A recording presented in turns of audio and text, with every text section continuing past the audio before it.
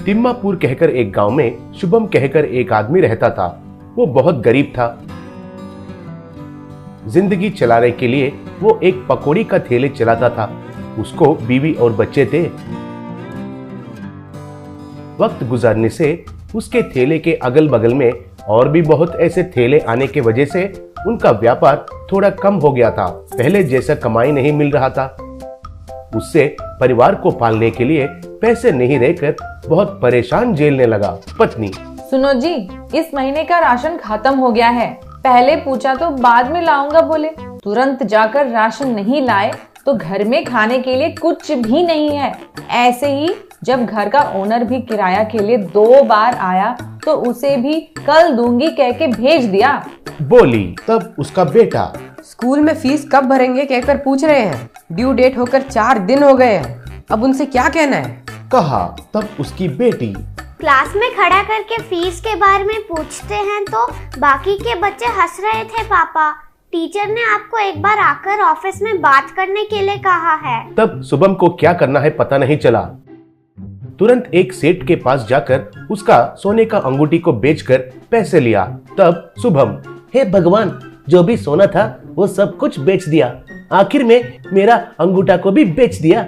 अब बेचने के लिए मेरे पास कुछ भी नहीं है। वो पकौड़ी व्यापार से मिले पैसों से इस परिवार को चलाना मुझसे नहीं होगा। मुझे तुमको ही बचाना होगा प्रभु, कहकर प्रणाम किया। शुभम उन पैसों को उसका पत्नी को दिया। तब उसकी पत्नी: मछली खाकर बहुत दिन हुए हैं, बच्चे भी पूछ रहे हैं, बाजार जाकर मछली लेकर आओ जी। बोली। तब शुभम: बाजार में तो दाम ज्यादा रहता है। मैं नदी के पास जाकर उधर मछुआरों के पास खरीदता हूँ, उनके पास थोड़ा कम दाम में मिलता है। कहकर शुभम नदी के पास जाकर देखा तो उसको उधर कोई भी मछुआरे नहीं दिखाई दिए। लेकिन नदी में एक आदमी ट्यूब लगाकर बेहोश होकर पानी में तैरते हुए नजर आया। तुरंत शुभम पानी में उतरकर उस बेहोश हुआ आदमी के नाक के पास सांस चेक करके, अरे ये तो जिंदा है, तुरंत इनको हॉस्पिटल लेके जाना होगा, कहकर उस आदमी को अस्पताल लेकर ज्वाइन किया। उधर का डॉक्टर उनका इलाज करके उसका जान बचाया। बाद में वो आदमी आंखें खोलकर डॉक्टर को प्रणाम करके, मुझे बचाने के लिए बहुत बहुत धन्यवाद है सर, कहा। तब डॉक्टर: आपका जान को बचाने वाला मैं नहीं हूँ। आपको पानी में से निकालकर इधर तक लाकर आपका जान बचाने वाले आदमी ये है, नाम शुभम है। मैं तो खाली आपका इलाज किया है बस, कहा। तब वो आदमी शुभम को प्रणाम करके, बहुत बहुत धन्यवाद शुभम जी, कहा। तब शुभम भी उनको प्रणाम किया। तब डॉक्टर: अब सुनिए, आपको अस्पताल में रहने का जरूरी नहीं है, आप डिस्चार्ज हो सकते हैं, लेकिन कुछ दिन अच्छा पौष्टिक खाना खाना चाहिए, तभी आप जल्दी ठीक हो जाएंगे, कहा। तब शुभम: अगर आपको कोई आपत्ति नहीं है तो आप मेरे घर में रह सकते हैं सर, उधर आप ठीक होने के बाद जा सकते हैं, कहा। तब वो आदमी ठीक है, कहा। ऐसे उस आदमी को शुभम घर लेकर सबको परिचय किया। वो आदमी सबको प्रणाम करके, मेरा नाम है पांडे, मैं मुंबई का स्टार होटल में शेफ जैसे काम कर रहा हूँ। हमारा होटल का एक शिप भी है, उसे क्रूज कहते हैं। उसमें एक कंपनी वाले एक पार्टी कर रहे थे तो मेरा ड्यूटी उधर लग गया, लेकिन अचानक से हमारा क्रूज एक दुर्घटना में डूब गई। मैं पानी में गिरकर कितने दिन हुए हैं मुझे भी पता नहीं है। आंखें खोलकर देखा तो अस्पताल में हूँ। आपको फिर से धन्यवाद, कहा।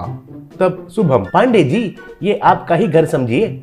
आप अच्छा खाना खाकर फिर से मजबूत बन जाइए, बाद में मुंबई जा सकते हैं, कहा। ऐसे पांडे उनके घर में अच्छे से चिकन और मटन खाते हुए उनसे मजे से बात करते हुए कुछ दिन बिताए।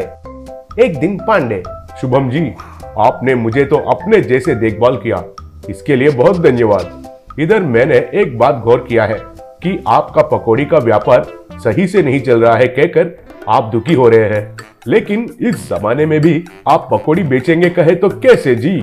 आपको क्या बेचना है, कैसे तैयार करना है, मैं एक बताता हूँ, ये आपके घर वालों को भी बहुत पसंद आएगा।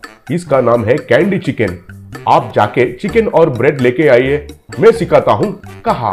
तब शुभम जाकर ब्रेड और चिकन लेकर आया। पांडे ग्राइंडर में चिकन, नमक, तीखा और मसाले डालकर अच्छे से ग्राइंड किया। बाद में ब्रेड को गोल गोल काटकर 2 ब्रेड के बीच उस चिकन को डालकर उनको एक पॉप्सिकल लगाकर उसे तेल में तलाया। ऐसे तलाए हुए उनको खाने के लिए सबको दिया।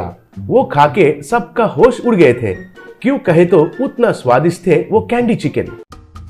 तब पांडे, शुभम जी आप ऐसे ही बनाकर लोगों को बेचिए, अगर उनको पसंद नहीं आया है तो और एक आइटम बनाता हूँ, मैं अब चलता हूँ, प्रणाम कहकर चला गया। उस दिन से शुभम उसका ठेले पर कैंडी चिकन बेचना शुरू किया। लोग आकर उनको खाना शुरू किए। उनका स्वाद बहुत अच्छा लगने लगा सबको।